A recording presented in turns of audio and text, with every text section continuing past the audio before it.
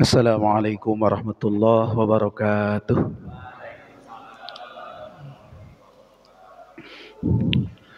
A'udzu billahi samiil alim minasyaitonir rajim. Bismillahirrahmanirrahim. Alhamdulillahi rabbil alamin wassalatu wassalamu ala sayyidil mursalin sayyidina wa maulana Muhammad wa ala alihi wa ashabihi ajma'in wa la haula wa la quwwata illa billahil aliyyil azim. اللهم افتح لنا حكمتك وانشر علينا رحمتك من خزائن رحمتك يا أرحم الراحمين.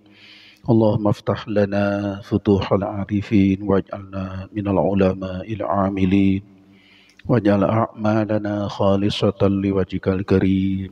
اللهم انفعنا بما علمتنا وعلمنا ما ينفعنا وزدنا علما وارزقنا فهما. Walhamdulillahi ala kulli hal wa na'udzu billahi min hali ahli an-nar. Wa sallallahu ala sayyidina Muhammad wa ala alihi wa ashabihi ajma'in. Walhamdulillahi rabbil alamin. Amin ya rabbal alamin. Bapak-bapak, ibu-ibu yang terhormat, alhamdulillah wa syukurillah. Kembali kita meneruskan kajian ini pekan kedua ya. Malam Kamis kedua kita kembali ke kajian hadis-hadis yang ada dalam kitab Riyadhus Shalihin.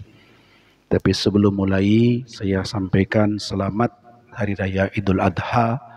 Taqabbalallahu minna wa minkum. Semoga amal ibadah kita semua diterima dengan ridhonya oleh Allah Subhanahu wa taala. Yang kurban, yang saum, yang panitia ngurusin macam-macam, niatnya ibadah sama-sama kepada Allah di hari raya kemarin ya, mudah-mudahan jadi amal ibadah kita. Yang kedua, saudara kita yang masih di tanah suci, mudah-mudahan dapat melengkapkan ibadat sebaik-baiknya, kembali lancar sampai di tanah air, memperoleh haji yang mabrur ya, lalu ke depan menjadi bersama dengan kita menjadi orang-orang yang lebih taat, lebih baik, taat kepada Allah, lebih baik dalam perilaku dan akhlak. Amin ya rabbal alamin.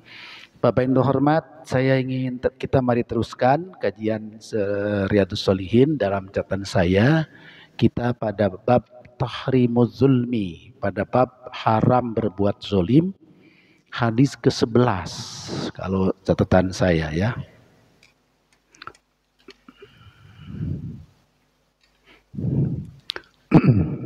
Bismillahirrahmanirrahim. Wa an Abi Bakrah Nufai ibni Harith. Abi Bakrah Nufai ibni Al-Harith radhiyallahu anhu. Sahabat Rasul terkenal dengan Abu Bakrah. Bukan Abu Bakar ya, Abu Bakar beda lagi, Abu Bakrah. Kalau Abu Bakar selalu pakai titel As-Siddiq. Kalau pakai nama bapaknya Abu Quhafah. Abu Bakar As-Siddiq bin Abi Quhafah. Kalau sebut bapak. Kalau ini lain lagi. Abi Bakrah Nufai bin Al-Harith radhiyallahu anhu. Anin Nabi sallallahu alaihi wasallam, dari Kangjeng Nabi sallallahu alaihi wasallam. Ternyata hadisnya panjang ini. Qala, Kangjeng Nabi bersabda, inna zamana qad istadara kahayatihi yauma khalaqas samawati wal ard. As-sanatu 12 syahran minha arba'atun hurum. Mudah-mudahan Bapak kenal dengan hadis ini. Karena saya sudah menyampaikannya mungkin beberapa kali. Hadis ini penggalan dari pidato Rasul di Arafah. Jadi khutbah wada ini salah satu isinya ini ya. Jadi Rasul mengatakan inna zamana qad istadara hayatihi yauma khalaqas samawati wal ard. Bahwa waktu, zaman itu waktu, qadis tadaro telah beredar, kahayatihi seperti tabiatnya dari waktu, yauma khalaqallahu samawati wal ard, sejak Allah menciptakan langit dan bumi. Jadi kita, waktu itu satu makhluk, waktu itu makhluk. Waktu itu makhluk, ciptaan Allah. Dimensi waktu itu makhluk. Ini apa? Memang unik nih, dalam pemahaman kita ini agak tidak mudah untuk membayangkannya. Waktu itu adalah ciptaan Allah. Maka Allah tidak terikat oleh waktu. Karena kalau terikat oleh waktu, maka Allah itu adalah terbatas. Kita terikat oleh waktu, Pak. Sore ini, maghrib ini kita ngaji. Ternyata waktu berjalan terus, habis mau ditahan susah itu. Maunya maghrib terus gitu, jangan keburu Isya. Isya datang juga.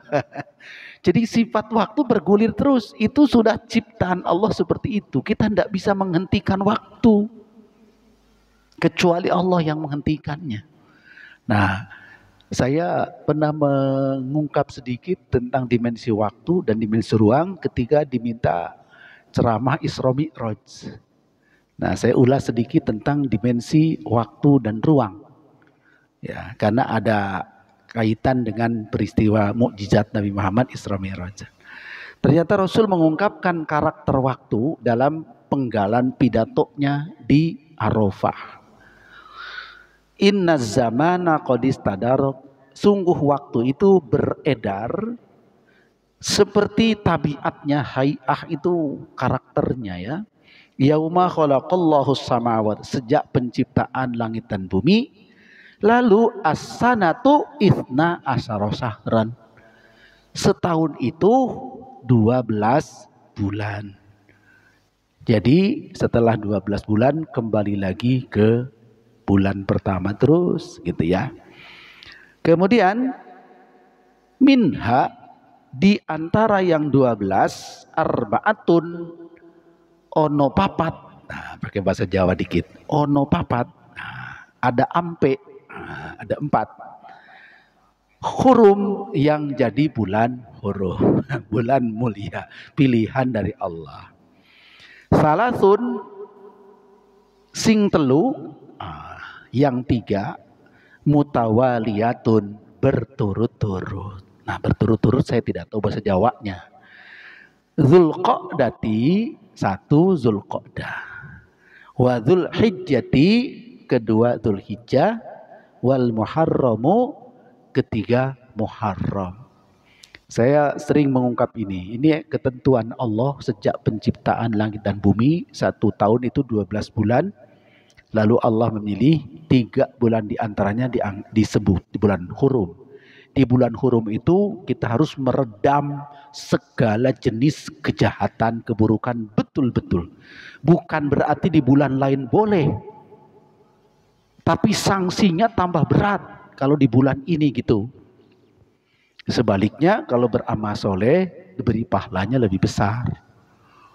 Jadi ini bukan untuk menunjukkan kalau gitu kalau sudah bukan hurum bablas, enggak.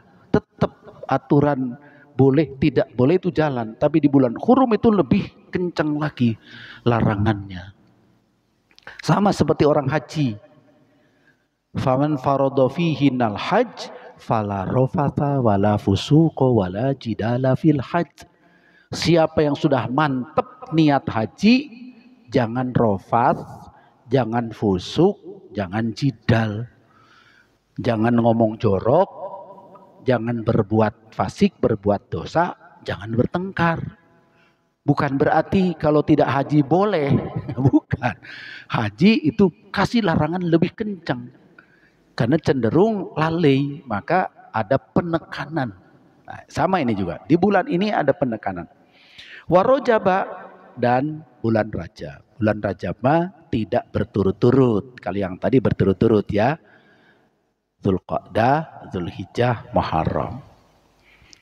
Rajab menjadi mudhara alladzi baina Rajab, dan Rajab mudhara yang memencil alladzi baina Jumada, antara Jumadil akhir wa Sya'ban, dan Sya'ban Rajab. Kemudian ayu syahrin hadza, Ini pidato Rasul di Arafah ini. Penggalan pidato beliau di ya. Ayu syahrin hada. Dalam pidatonya orasi Kangjeng Nabi itu memang komunikatif ya. Setelah menyampaikan informasi ada sejenis pertanyaan kepada jemaah. Ayu syahrin hada. Saudara-saudara, bulan apa sekarang? Nah, jadi ada pertanyaan. Ayu syahrin hada. Kulna, kata sahabat yang menceritakan hadis ini, Abu Bakrah tadi itu di depan, berarti Abu Bakrah termasuk yang hadir di saat Rasulullah pidato. Kulna, kami, kata Abu Bakrah mengatakan, karena Rasul menanya begini, ayu syahrin hadza, saudara-saudara, bulan apa sekarang? Bukan Rasul tidak tahu, tapi ada apa nanti yang disampaikan. Bulan apakah sekarang? Kami menjawab, kata Abu Bakrah, kulna, Allahu wa rasuluhu a'lam. Hanya Allah dan Rasul, atau Allah dan Rasul lebih tahu. A'lam itu lebih tahu. Fasakata, lalu dulu diam. Rasul diam, jemaah juga diam sejenak. Hatta zonanna, hingga kami mengira, kata yang menceritakan riwayat ini, annahu, bahwasanya sayusammihi bi ghairi ismihi. Aku mengira Rasulullah akan memberi nama bulan ini dengan bulan yang lain. Mengira akan diberi nama dengan nama yang lain. Ketika itu tentu bulan Dzulhijjah, karena hari Arafah itu tanggal 9 Dzulhijjah di Arafah. Tapi Rasul diam, sahabat diam, lalu sahabat mengira Kangjeng Nabi akan memberi nama yang beda terhadap bulan tersebut, terhadap bulan yang sedang dijalani, bulan Dzulhijjah itu. Kemudian, alaisa Dzulhijjah. Setelah itu baru Rasul menjawab, alaisa Dzulhijjah. Bukankah ini bulan Dzulhijjah? Jadi tidak ada yang mengagetkan, tidak ada berita yang aneh. Kulna bala, kami langsung menjawab ketika Rasul mengatakan bukankah sekarang bulan Dzulhijjah? Kami menjawab, kulna bala, tentu saja ya Rasulullah, sekarang adalah bulan Dzulhijjah. Qala, Rasul bertanya lagi, ayyu baladin hadza? Negeri apa ini? Kita berada di negeri mana? Di negeri apa? Kulna, kami menjawab, karena Rasul yang nanya tidak berani menjawab. Hanya kami menjawab, Allah wa rasuluhu a'lam. Allah dan Rasulnya lah yang lebih tahu. Fasakata, lalu diam sejenak. Hatta dhonanna annahu sayusammihi bi ghairi ismihi. Diam, ada terbetik dalam dugaan kami, Nabi Muhammad mau kasih nama negeri ini dengan nama yang beda. Perkiraannya begitu. Qala, maka Rasul kemudian bersabda, alaisal baldatal haram, bukankah ini negeri al-haram? Oh, berarti tidak dirubah. Negeri haram, negeri yang disucikan oleh Allah, tempat ibadah. Qulna, maka kami menjawab, bala, tentu saja benar, ini negeri yang disucikan.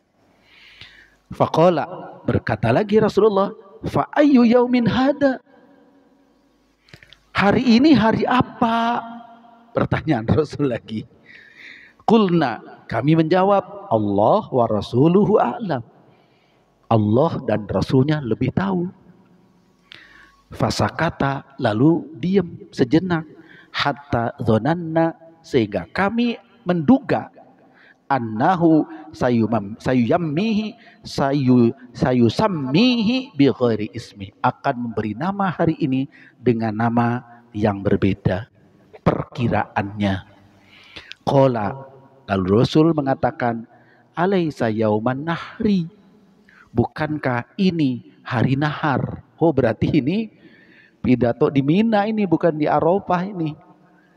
Bukankah hari, karena gini ya, saya sampaikan ke Bapak sekalian, Rasulullah itu 4 kali pidato haji. Ini saya sudah sampaikan waktu melepas Pak Barudin ya, kalau tidak salah. Jadi selama haji itu Rasulullah 4 kali pidatonya Pak, khutbahnya itu. Jadi ini di dalam kitab fikih itu dirinci, khutbah yang disyariatkan dalam agama kita itu ada 10. 4 diantaranya ada di ibadat haji. Jumat termasuk Jumat, Idul Fitri itu termasuk ya. 10 semuanya yang disyariatkan. Maka saya iseng-iseng beberapa waktu lalu saya katakan iseng ya, tapi karena saya tidak serius. Di negeri kita kalau terawih ada ceramah. Itu mirip khutbah loh Pak. Khutbah terawih. Di Mekah nggak ada. Terawih aja. Salatul qiyam yarhamukumullah. Udah salat terawih sampai selesai. 23 rakaat. Kalau di sini kultum diisi oleh Bapak Ustadz. Siapa? Selalu ada terawih, ada ceramah. Cuman sebutannya kultum. Tapi kalau formulanya mirip khutbah Pak, formulanya. Ada assalamualaikum, ada hamdalah, ada solawat, ada ayat Quran, ada wasiat taqwa, ada doa, kan sama.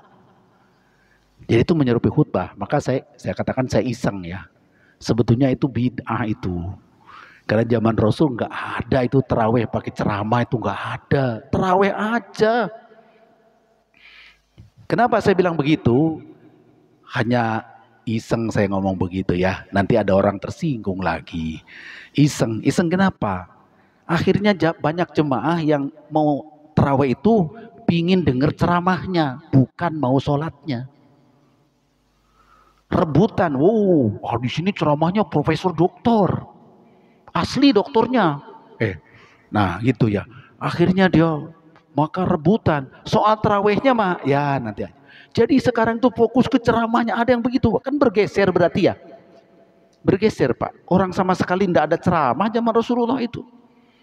Ya bahwa kita pakai ceramah itu saya sebut bid'ah hasanah lah, bid'ah baik lah, kan namanya nasihat juga. Tapi jangan menggeser fungsi utama terawihnya. Kalau sampai menggeser fungsi utama itu keliru itu, ya itu tambahan sifatnya. Jadi andai kata suruh milih nih, mendingan terawihnya yang penting, bukan ceramahnya.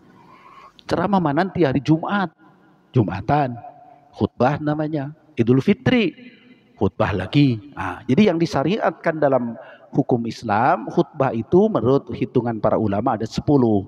Tarawih tidak termasuk, tidak ada. Itu cuma ada di Indonesia saja, kalau saya tahu saya. Mungkin Indonesia karena orang Indonesia banyak yang sekolah di Eropa, di Amerika. Eropa di Amerika ikut-ikutan model Indonesia gitu ya. Ya nggak apa-apa sih. Cuman saya titip pesan jangan menggeser sholatnya. Kalau ceramah lama-lama juga seneng aja. Begitu terawih lama dikit ngedumel. Ya terawihnya panjang amat. Nah jadi itu terjadi pergeseran. Maaf ya. Jadi Rasulullah itu khutbahnya 4 kali dalam rentetan ibadat haji. 1 tanggal 7. Itu sebelum berangkat ke Arafah di Mekah. 2 tanggal 9 di Arafah. 3 tanggal 10 di Mina. 4 tanggal 12 di Mina. Nah ini nampaknya di Mina. Karena materi di Mina itu hampir sama dengan materi di Arafah. Nampaknya ini di Mina nih. Karena ada kalimat Yauman Nahar. Hari Nahar itu hari menyembelih hewan kurban. Tanggal 10. Nah, sebetulnya hari menyembelih ya. Nah jadi itu sedikit komentar saja ya. Alaisa yauman nahri, kata Rasulullah kepada para jemaah, bukankah hari ini hari nahar, hari Idul Kurban maksudnya? Qulna, kami menjawab. Kata yang meriwayatkan hadis, bala, oh betul ya Rasulullah, ini hari kurban, hari nahar. Qala, lalu Rasul menyampaikan pidatonya. Fa inna dima'akum wa amwalakum wa a'radakum alaikum haram. Ini hak asasi.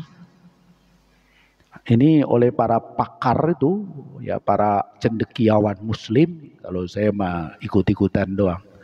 Ini termasuk prinsip hak asasi manusia yang dipidato kan Rasulullah membuka cakrawala pemikiran dunia. Karena ini sudah 1400 tahun yang lalu. Bukan kemarin ketika muncul piagam PBB dan sebagainya, belum lama itu ya rumusan hak asasi ini.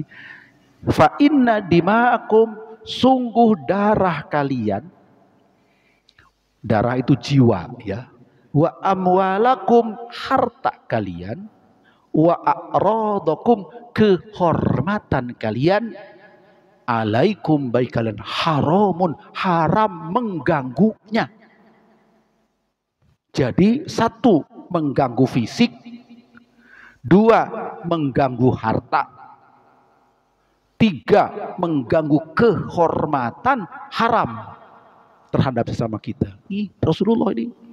Maka saya katakan ini prinsip-prinsip hak asasi manusia. Hormati fisik orang lain sesama manusia, jangan ada penganiayaan. Hormati harta milik orang lain, ya orang lain, jangan diambil jadi kita. Haknya masing-masing, hak milik. Tadi hak hidup, hak jaminan keselamatan, hak harta. Yang ketiga, hak kehormatan. Jangan suka menggunjing, memfitnah, buhtan, menjelek-jelekan orang lain, itu kehormatan. Kata Rasulullah, alaikum haram, itu haram kamu melanggar itu. Ini 3 prinsip hak asasi manusia. Lalu Rasul menambahkan, kahurmati yaumikum hadza, seperti diharamkannya hari ini sebagai hari yang mulia. Fi baladikum hadza, seperti diharamkannya di negeri ini yang mulia, tidak boleh ada kejahatan-kejahatan. Fi syahrikum hadza, seperti dimuliakannya bulan ini, bulan Dzulhijjah. Kenapa Rasul tadi nanya yang 3 itu? Hari, bulan, tempat. Karena itu dihormati oleh umat, terutama umat Islam semuanya. Maka seperti kita hormat kepada hari-hari penting itu, juga ada yang harus kita hormati hak orang lain. Baik jiwa raganya, hartanya maupun kehormatannya. Inilah pidato Rasulullah di Mina ya, berarti di Mina. Kemudian wasatalqauna rabbakum, pesan Rasul nih. Wasatalqauna rabbakum, kalian nanti bakal dijumpakan kepada Tuhan kalian. Semua kita akan mati. Ketika mati akan dihadapkan semuanya ke hadirat Allah. Fayas'alukum, lalu Allah akan menanyai pertanggungjawaban kalian an a'malikum, tentang kelakuan kalian. Jadi beginilah agama ya. Ketika menerapkan peraturan selalu disertai dengan keimanan, Pak. Jadi iman kepada hari akhirat. Kamu harus begini, begini, begini. Tidak boleh begini, begini. Kamu nanti akan bertanggung jawab di akhirat. Gitu.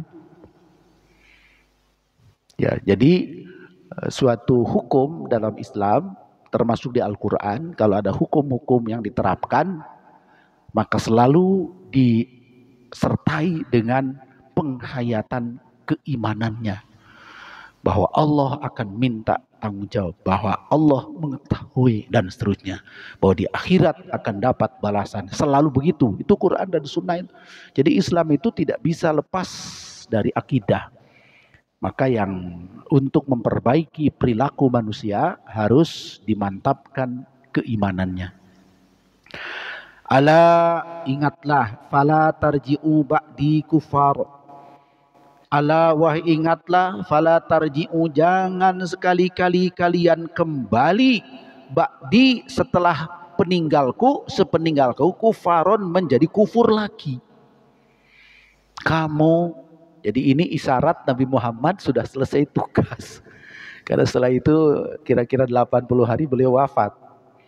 Awas ingat, sepeninggalku kamu sudah muslim sekarang, sudah beriman sekarang, jangan balik menjadi orang jahiliyah. Ini pesan Rasul. Kufar maksudnya ya. Yadribu ba'dukum riqabatin. Lalu jahiliyah saling bunuh satu sama lain. Jangan. Ini pesan Rasul. Ala ingatlah liyuballighi syahidul ghaiba. Ingatlah, ini pesan kamu yang hadir, sampaikan kepada yang tidak hadir, gitu. Jadi kalau ilmu yang baik, yang penting itu kita dapat pesan, mestinya disampaikan kepada yang tidak hadir. Seperti ini pengajian. Kalau pengajian ini ada isi yang baiknya ya. Tapi kalau saya malah dengan rendah hati, saya mah cuman bisa gini doang. Kalau ada yang baik-baik, sampaikan kepada saudara kita, teman kita, jemaah kita yang tidak hadir. Poin-poin yang baiknya itu. Poin-poin penting baiknya. Nah, saya komentari sedikit ya. Kepada seksi, dokumentasi. Seksi dokumentasi. Saya sering menyampaikan dalam momen-momen Isra Mi'raj, Maulid Nabi, termasuk Idul Adha sebetulnya. Bahkan kemarin itu ada safari dakwah. Dari masjid ke masjid itu ada ustadz terkenal dari masjid ke masjid. Safari dakwah. Ya, bagus. Tapi saya ingin pesan kepada seksi dokumentasi, pandai-pandai merekam pesan-pesan pentingnya. Karena banyak begini, dokumentasi cuman foto-foto. Bahwa di masjid kita telah kedatangan penceramah kondang. Ustadz, siapa yang paling kondang ya? Ustadz Deddy Corbuzier. Ustadz bukan ya. Misalnya gitu. Nah, kedatangan. Di foto itu dokumentasi Pak. Benar juga sih. Tapi saya berpikir lebih penting lagi yang dipesankan oleh Pak Ustadz itu poinnya apa-apa. Itu boleh direkam, boleh dicatat, lalu sebarkan ke orang yang tidak datang gitu Pak. Itu sebetulnya. Jadi poin-poin yang dipesankannya apa? Maka saya kemarin ke masjid kami, Masjid Al-Kausar tetangga kami itu, ketika kedatangan Pak Reza, siapa tuh Ustadz artis itu, safari dakwah katanya. Baguslah. Tapi saya nanya, dapat ilmu apa dari beliau yang bisa disebarkan kepada yang lain supaya nama? Ternyata cuma foto-foto, pakai baju bagus, berderet, foto, waduh, datangnya disambut. Tetapi poin-poin pesannya apa? Enggak nyampe ke yang tidak hadir. Nah, saya belajar dari sini, Pak. Rasulullah mengatakan, tolong sampaikan olehmu yang hadir kepada yang tidak hadir. Jadi punten kepada saya, ini alhamdulillah Mas di sini merekam silakan disimak baik. Itu bagus, itu berarti lebih full ya. Andai kata tidak, zaman dulu nih itu apa namanya tuh, seksi dokumentasi itu pakai huruf steno. Huruf steno itu supaya nulis cepat bahwa yang ceramah itu ini. Nanti dituangkan dalam satu buletin bahwa kedatangan Profesor Dr. Nurholis Majid, nah misalnya gitu ya, memberikan ceramah di sini, poinnya adalah ini, sebarkan tuh di buletin itu. Jadi orang yang tidak hadir, oh ini ya bagus, dapat ilmu. Nah, jadi bukan cuman beritanya kita telah kedatangan tokoh populer, segitu doang, kedatangan doang gitu. Bukan itunya sebetulnya. Kedatangan mah itu hanya silaturahimnya saja. Tapi poin-poin ilmu yang dia berikan ke kita ini apa? Nah, itu yang disebarkan. Kenapa? Karena hadis Rasul juga begitu. Coba Bapak perhatikan. Ala liyuballighis syahidul ghaib. Ingatlah, sampaikanlah pesan ini oleh kamu yang hadir. Syahid itu yang hadir. Al-ghaiba, kepada yang gaib, kepada yang tidak datang. Kenapa? Fala'alla ba'dha may yuballighahu yubalighu ayyakuna au alahu mim ba'di man sami'ahu. Ini luar biasa, saudara. Boleh jadi poin-poin penting yang disampaikan oleh anda yang hadir kepada yang tidak hadir, malah kemudian bagi yang tidak hadir menjadi ilmu yang lebih penting. Bahkan bisa jadi yang tidak hadir itu lebih alim, lebih cerdas dari kita yang hadir. Begitu disampaikan, diolah jadi ilmu yang sangat luas manfaatnya. Dan kita menyaksikan, mohon maaf nih, Imam Syafi'i ketemu enggak dengan Rasulullah? Enggak. Imam Syafi'i lahirnya tahun 150, Pak. Rasulullah wafat tahun 10. Jadi terlambat 100 atau belum 140 tahun. Imam Syafi'i tidak ketemu dengan Rasulullah. Tapi ilmunya, karena ketekunan dia, kecerdasannya dia, mengolah ilmunya sampai melebar kemana-mana. Jadi isyarat Kangjeng Nabi ini, tolong yang hadir sekarang, yang dapat ilmu sampaikan.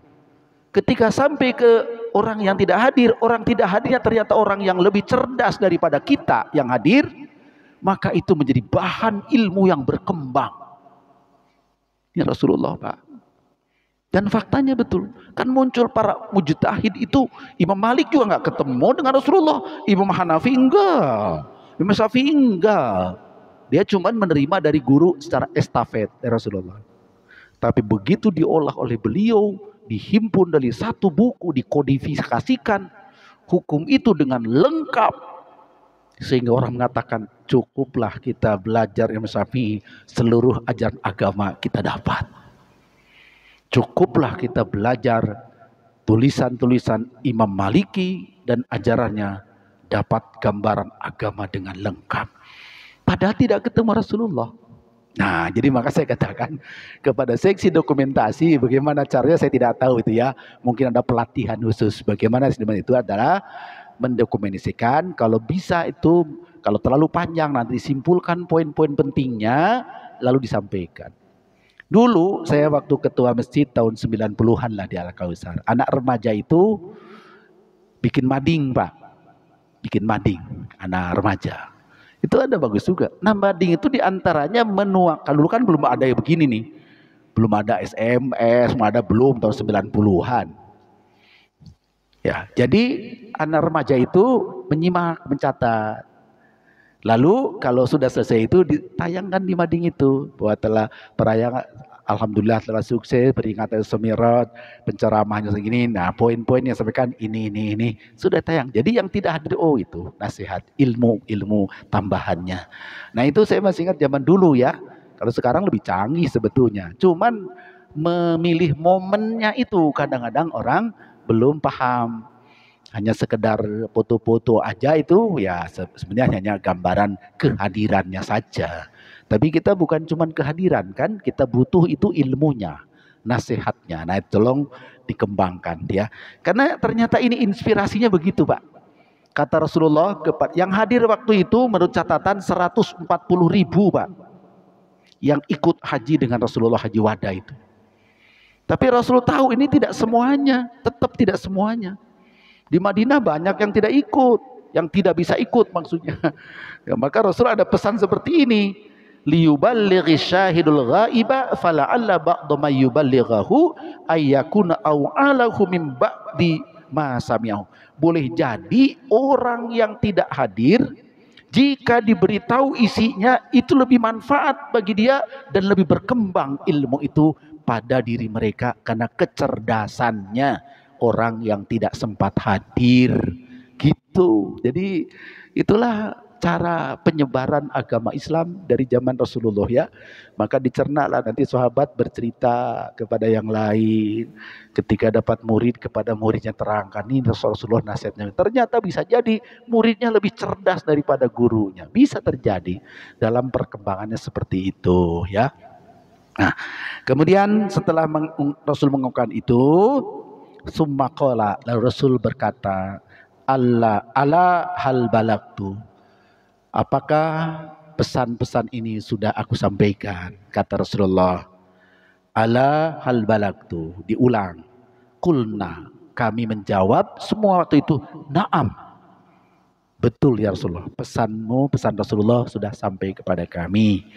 Qala, lalu Rasul berkata lagi, Allahumma syahad, ya Allah, saksikanlah bahwa saya telah menyampaikan dakwah itu semuanya sesuai dengan perintah Allah kepada umatnya. Nah, berarti Rasul sudah menyampaikan dakwah. Nah, ungkapan Rasulullah sudah menyampaikan dakwah ini suka disebut kalau Bapak ziarah ke makam Nabi Muhammad.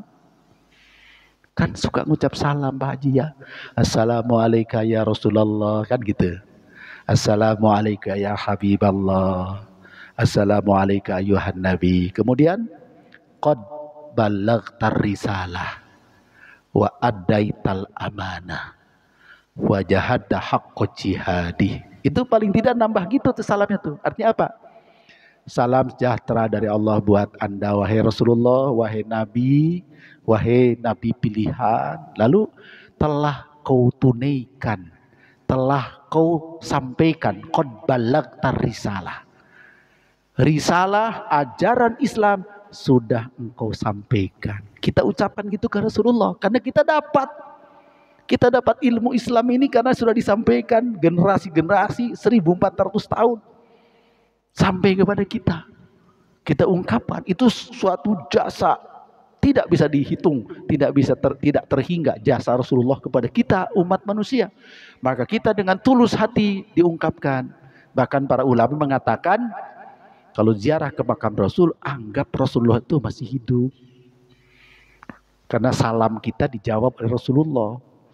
Walaupun kita tidak melihat fisiknya, anggap Rasul masih ada. Ucapkan salam, Assalamualaikum ya Rasulullah. Assalamualaikum ya Habiballah. Lalu, qad ballaghtar risalah, wa addaital amanah, wa nasahtal ummah, wa jahadta haqqa jihadi. Kau ya Rasul sudah menyampaikan risalah itu. Kau telah menunaikan amanah. Kau telah menasihati semua umat ini. Kita dapat nasihatnya semua. Kau telah berjihad dengan sebaik-baiknya jihad. Nah, itu ungkapan itu dianjurkan oleh para ulama ucapkan ketika kita berziarah ke makam Rasulullah SAW. Makanya di kalimat ini juga ada hal balagtu, apakah aku sudah sampaikan? Para sahabat mengatakan bala, sudah sampaikan. Dan Rasul mempertegas, ya Allah saksikanlah saya sudah menyampaikannya kepada umat.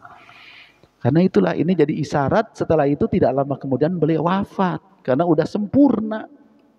Tugas Rasul sudah sempurna. Nah, Bapak terhormat, itulah hadis ke-11, agak panjang tapi ini mengisahkan bagaimana pidato khutbah Rasulullah di Mina. Menurut riwayat ketika di Arafah, ini memang versi yang agak sedikit berbeda versinya. Ketika di Arafah pidatonya lebih lengkap dari ini. Lalu turun ayat al-yauma akmaltu lakum dinakum wa atmamtu alaikum nikmati. Hari ini telah aku sempurnakan Islam. Itulah ringkasnya. Itu di Arafah. Di Mina ini 1 hari berikutnya, tanggal 10 ya, pidato lagi isinya hampir sama, turun surat Idza jaa nasrullahi wal fathu. Idza jaa nasrullah, jika telah datang pertolongan Allah dan kemenangan. Wa ra'aitan nasa yadkhuluna fi dinillahi afwaja, kaum Muhammad akan lihat manusia berbondong-bondong masuk agama Islam. Wa ra'aitan nasa yadkhuluna fi dinillahi afwaja berbondong-bondong. Fasabbih bihamdi rabbika wastaghfir. Kamu harus beristighfar. Kamu harus memuji Allah. Fasabbih bihamdi rabbika, bertasbih, memuji Allah dan istighfar. Innahu kana tawwaba, Allah Maha penerima taubat. Itu surat turun di Mina. Setelah pidato Rasul ini menunjukkan betul-betul ini gambaran sempurnanya tugas Nabi Muhammad menyampaikan agama Islam lengkap. Kabar di Mina memberitahu bahwa kaum Muhammad sudah lihat hasilnya. Kau lihat berbondong-bondong orang masuk Islam. Ya, setelah itu. Nah, maka diperintahkan tasbih, tahmid, istighfar.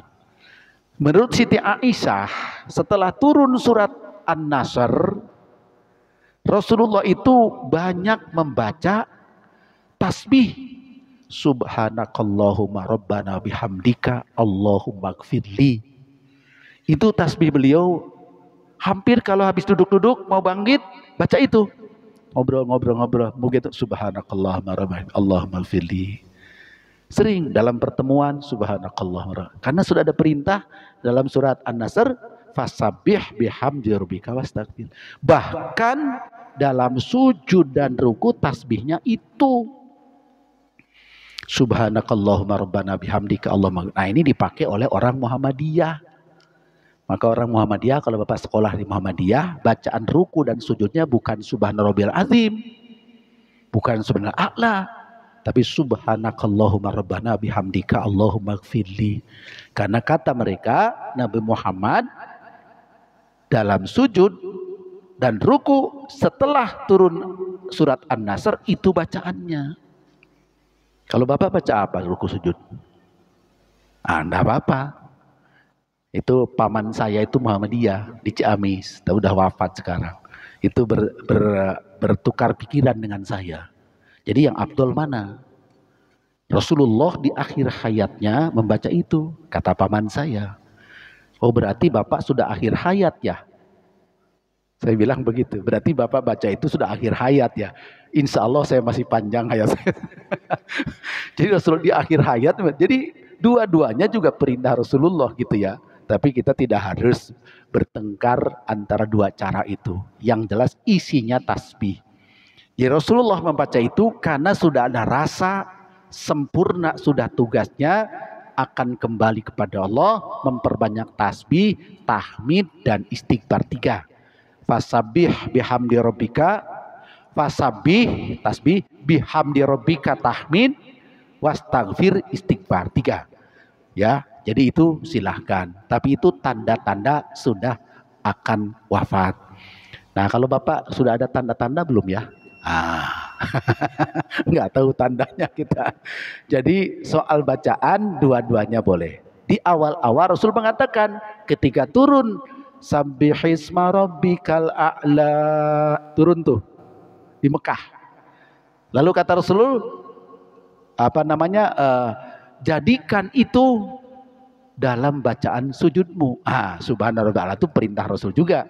Ngutip ayat Quran Subhanarabbiyal a'la.